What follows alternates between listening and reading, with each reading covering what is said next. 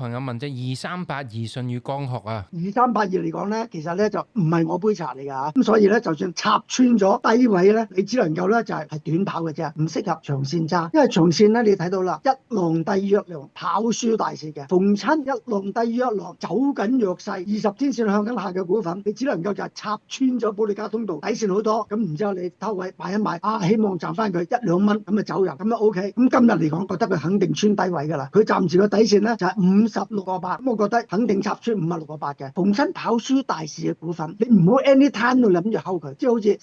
3690，上年8月28日，我話嗱，今日一插10%啊，108蚊啊，嗱插咗10%都1088，但係我叫你千祈唔好鬧佢啊，插穿大底線都唔會鬧，你諗一諗，當日叫你唔好鬧，救咗你一命，今時今日再插多你20幾蚊，成個過程由上年嘅8月28日，恒指嘭嘭聲都飆到28000啦，9988都升到阿媽唔認得，1024升到阿媽唔認得，人哋個個升到阿媽唔認得，你日日係咁插，今時今日仲比8月28日嗰個開市價暴跌完之後10%，再要跌多20幾個%，買埋呢啲咁嘅跑輸大市，點解你唔買啲跑贏大市嘅咧？點解唔買啲強勢股咧？點解一定要揀呢啲弱勢股咧？所以2382係個弱勢股，